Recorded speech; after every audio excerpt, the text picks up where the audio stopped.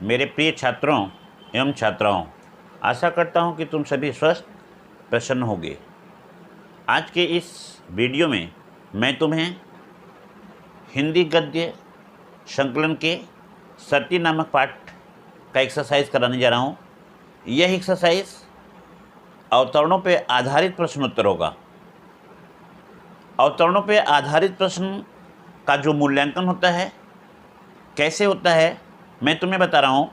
पहला प्रश्न 1.5 नंबर का होगा, दूसरा प्रश्न 3 नंबर का होगा, तीसरा प्रश्न 3 नंबर का होगा और चौथा प्रश्न 5 नंबर का होगा। एक बार फिर से सुनो। पहला प्रश्न 1.5 नंबर का, दूसरा प्रश्न 3 नंबर का, तीसरा प्रश्न भी 3 नंबर का और जो चौथा प्रश्न होगा 5 नंबर का होगा। इस तरह से तुम्हारे अभी तक जितने भी परीक्षा हुए हैं वह 12.5 अंक के एक प्रश्न थे और इस तरह से तुम्हें इन तीनों ही पुस्तकों से 6 प्रश्न आएंगे। 6 प्रश्नों में से तुम्हें 4 प्रश्न करने होंगे। अब तुम्हारी इच्छा जैसे भी करो, किंतु प्रत्येक पुस्तक से एक प्रश्न तुमको करना अनिवार्य है। तो इस तरह से 12.5 के हिसाब से तुम्हारे 4 प्रश्नों के उत्तर हुए और उनके अंक हुए 50। तो मैं अब अवतरणों पर आधारित प्रश्नों का क्रम तुम्हें बताने जा रहा हूँ। अब तुम अपना एक्सरसाइज देखो, नोट करो। वहाँ पे पहला जो अवतरण पे आधारित प्रश्न होगा, मैं उसका लाइन बोल रहा हूँ। एक लंबी सांस खींचकर उन्होंने कहा, मैं असल में सती होने भारत आई हूँ। एक बार फिर से सुन लो। एक लंबी सांस खींचकर उन्होंने कहा, मैं असल में सती होने भारत आई हूँ। यह तुमको 2 लाइन हो गया। अब इस 2 लाइन पे या 2 वाक्य पे अब तुमको 4 प्रश्न होंगे। पहला प्रश्न तुम नोट करो, कहानी का नाम और कहानी के लेखिका का नाम बताओ। यह तुम देखोगे प्रश्न यहाँ पे देखो, यहाँ पे लिखा हुआ है पेज नंबर 37 पे। एक लंबी सांस खींच करके उन्होंने कहा, मैं असल में सती होने भारत आई हूँ। देख लिए। तो इस तरह से ये पहला प्रश्न तुम्हारा जो है हुआ कि कहानी का नाम तथा कहानी की लेखिका का नाम बताओ। तो कहानी का नाम बताने के लिए, जैसा कि तुम जानते हो, कहानी चल रही है सती नामक कहानी है और कहानी की लेखिका शिवानी जी हैं, जिनका पूरा नाम गोरापंत है। तो इस तरह से कहानी का नाम सती और लेखिका का नाम शिवानी है, जैसे हम गोरापंत के नाम से भी जानते हैं। दूसरा प्रश्न है, वक्ता का परिचय दीजिए। वक्ता का परिचय दीजिए। वक्ता कौन है? वक्ता ऊपर की लाइन जो लिखी बोली है, एक लंबी सांस खींच करके उन्होंने कहा, मैं असल में सती होने भारत आई हूँ। वक्ता एक स्त्री है। वक्ता एक स्त्री है जो प्रिटोरिया से भारत आई है। उसका नाम है मदालसा। मदालसा सिंघानिया अपना नाम बताती है, मदालसा सिंघानिया। उसका कहना है कि वह मदालसा सिंघानिया है और प्रिटोरिया से आई है। वह अपने मृत पति के शव के साथ सती होने के लिए भारत में आई है। उसका पति 1 साल पहले भारत आया था पर्वतारोहण में। तूफान के समय वह गिर करके दबकर मर गया। भारत सरकार उसके डेड बॉडी को देने के लिए उसे बुलाया है और वह अपनी बात को कहती है कि अब वह अपने मृत पति के शव के साथ सती हो जाएगी। अब श्रोता, ध्यान देना, प्रश्न तुम्हारा है तीसरा, श्रोता का परिचय दीजिए। अब यहाँ पे श्रोता तुम देखोगे, श्रोता 3 हैं। पहला श्रोता कौन है? लेखिका है। जैसा कि तुम जानते हो, लेखिका स्वयं शिवानी जी हैं, जिनका पूरा नाम गोरापंत है। वह राजकोट की रहने वाली हैं और साहित्यकार हैं, ये तो तुम जानते ही हो। दूसरी महिला महाराष्ट्रीय महिला है। वह अपना कुछ परिचय नहीं देती है। वह मराठी पत्रिका पढ़ने में लीन है। वह हिंदी नहीं समझती है, लेकिन किसी मेजर बनोड़कर की पत्नी है। तीसरी महिला, ध्यान देना, तीसरी महिला पंजाबी महिला है, जो महिलाओं के लिए, अनाथों के लिए आश्रम चलाती है और इस तरह से वह समाज सेविका है। चौथा महिला जो स्वयं वक्ता इसकी है, वह मदालसा सिंघानिया। और मदालसा सिंघानिया, जैसा कि बोली दी है कि वह सती होने के लिए भारत आई है, उसका परिचय तो तुमने देख ही लिया। अब हमारा नेक्स्ट तीसरा प्रश्न होगा कि सती प्रथा के विषय में कहानीकार ने क्या विचार प्रस्तुत किया है। सती प्रथा के विचार में कहानीकार ने अपने क्या विचार किए हैं। तो सती प्रथा के विषय में कहानीकार, जिसे हम लेखिका के नाम से जानते हैं, शिवानी के नाम से जानते हैं, उन्होंने बताया कि आज के ज़माने में सती प्रथा एक प्रकार का अपराध है, ऐसा नहीं करना चाहिए।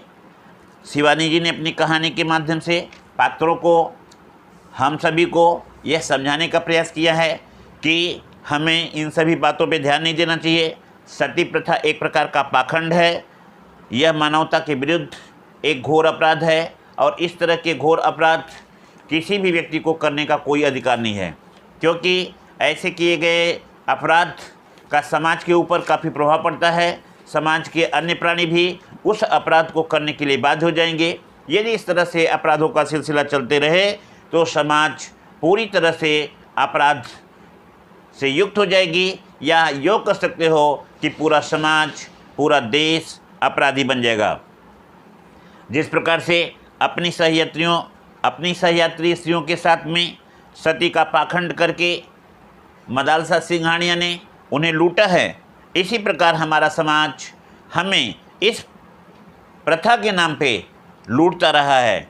यह वास्तव में नारी जात के साथ मानवता को लूटने वाला एक प्रकार का भांडा फोड़ने वाली संदेशप्रद यह कहानी है, जो हमें यह संदेश देती है कि दूसरे के बातों में आकर के अपने बातों को मत भूल जाइए, अपने विचारों को मत भूल जाइए। तो इस तरह से इस अवतरण पर आधारित ये प्रश्न पूरे हुए और इन प्रश्नों का उत्तर भी मैंने भरसक देने का प्रयास किया। शायद तुम लोगों को भी समझ में आया होगा, तुम लोग भी इसी तरह से करोगे।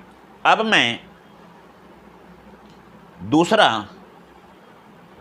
अवतरण पे आधारित प्रश्न बोल रहा हूँ, तुम प्रश्नों को नोट करो अपनी कॉपी में। नंबर 2, मुझे पक्का विश्वास है कि पति की मृतदेह देखते ही यह वही मूर्खता कर बैठेगी जिसका यह खुलेआम ऐलान कर रही है।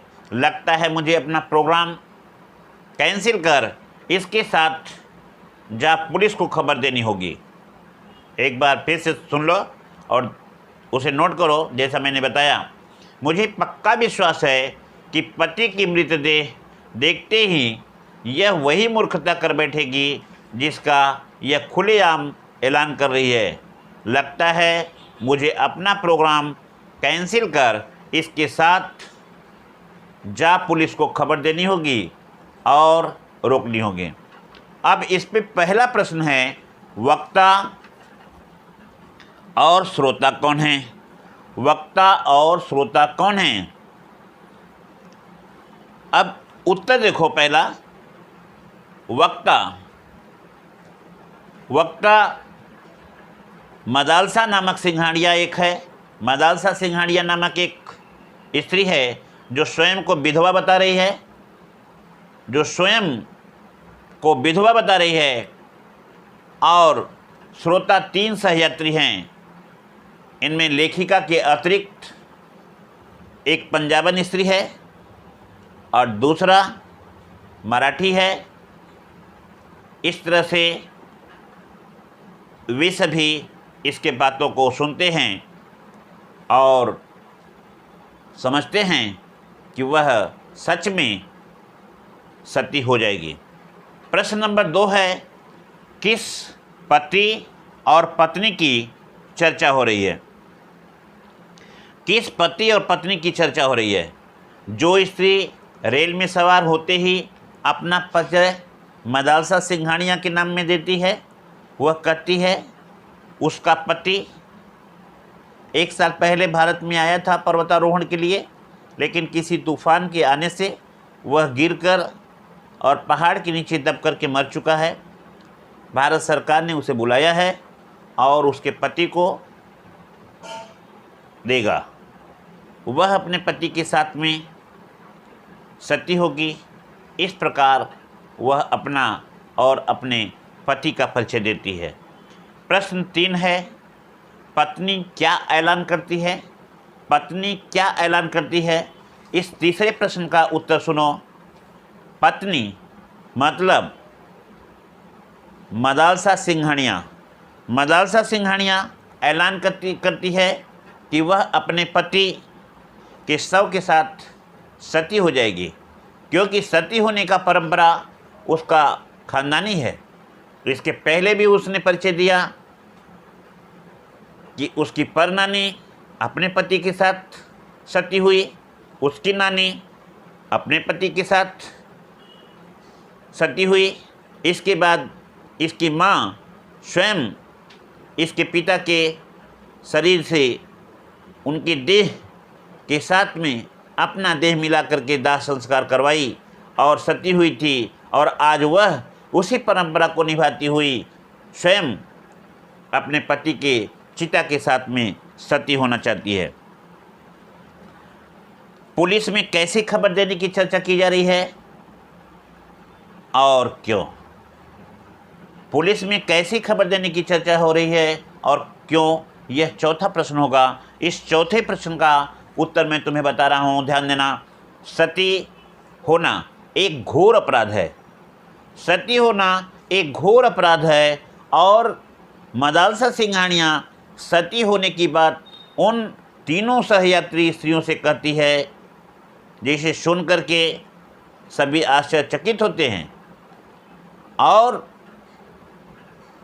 उसी में से एक स्त्री कहती है कि यह एक प्रकार का अपराध है, इस अपराध को उसे करने से रोकना चाहिए। इसलिए वे उसे पुलिस में या पुलिस से शिकायत करने या पुलिस से कह करके उसके सती होने के अपराध को रोकने में अहम भूमिका निभाना चाहती हैं।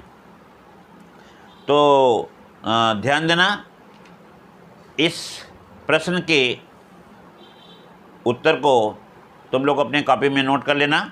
अभी इसके बाद यहाँ भी चौथा प्रश्न हो गया तुम्हारा। अब हम तीसरा अवतरण पे आधारित प्रश्न जो करने जा रहे हैं उसको ध्यान से गौर से देखना। क्या है प्रश्न, लिखो अपने कॉपी में। अवतरणों पे आधारित प्रश्न है, बड़ा हैवी खाना लेकर के चली हैं आप। बड़ा हैवी खाना लेकर के चली हैं आप। उन्होंने कहा और कचौड़ियाँ पर टूट पड़ी, कचौड़ियों पर टूट पड़ी। यहाँ पे देखो ध्यान से ना, यहाँ पे पेज नंबर 40 पे बड़ी हैवी खाना लेकर के चली हैं आप।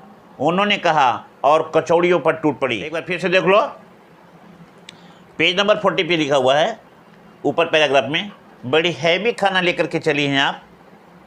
उन्होंने कहा और कचौड़ियों पर टूट पड़ी। तो अब इस पर प्रश्न उसी तरह से होगा, वक्ता कौन है? वक्ता कौन है, ये तुम्हारा 1.5 नंबर का प्रश्न होता है। और इस तरह से तुम बोलोगे, वक्ता लेखिका की सहयात्री एक पंजाबी महिला है जो समाज सेविका है। 1.5 नंबर के लिए, 1 नंबर के लिए यदि एक वाक्य 2 वाक्य तुमने लिख दिया तो काफ़ी है और पूरे अंक मिलेंगे। इसके बाद दूसरा प्रश्न है, खाने में ऐसा क्या था जो हैवी था? खाने में ऐसा क्या था जो उन्हें हैवी लगा? तो ध्यान देना, सिंघाड़ियाँ या मदालसा सिंघाड़ियाँ खाने में सुनहली मोयनदार कचौड़ियाँ लाई थी, मसालों से तर हुई भिन्न भिन्न प्रकार की सब्जियां लाई थी, रायता, चटनी, मेवा, जड़े बूंदी के लड्डू लाए थे जो उन लोगों को अच्छे लग रहे थे, उनके मन को सुगंध से भर दे रहे थे, इसलिए उन लोगों ने उपरोक्त वाक्य बोली। अब तीसरा प्रश्न होगा, खाना कौन लाया था? परिचय दीजिए। खाना कौन लाया था? परिचय दीजिए। क्या परिचय देंगे? ध्यान देना, खाना लाने वाली औरत, सती होने वाली औरत मदालसा सिंघाड़िया था, जो लंबे कद की महिला थी और सुंदर बॉडी, लावण्य से भरी हुई, ऐसी नहीं जान पड़ती थी कि वह किसी भी प्रकार से विधवा है। वह अपने साथ, जैसा कि अभी मैंने इसके पहले ही बताया, सुंदर तथा सुगंधित भोजन लाए थे। वह अपने पति के मृत शरीर के साथ में सती होने आई है। उसका पति 1 वर्ष पूर्व तूफान में दब गया था, परंतु उसकी देह अब प्राप्त हुई है, जिसे लेने के लिए भारत सरकार ने उसे बुलाया है और वह अपने पति के देह के साथ में सती होने के लिए आई हुई है। और यह बात वह उन सभी स्त्रियों से बताती है जो उसकी सहयात्री हैं। अब इसका चौथा प्रश्न सुनो और लास्ट ये प्रश्न है, खाना खाने के बाद सहयात्री स्त्रियों के साथ क्या हुआ? प्रश्न चौथा एक बार फिर से सुन लो, खाना खाने के बाद सहयात्री स्त्रियों के साथ क्या हुआ?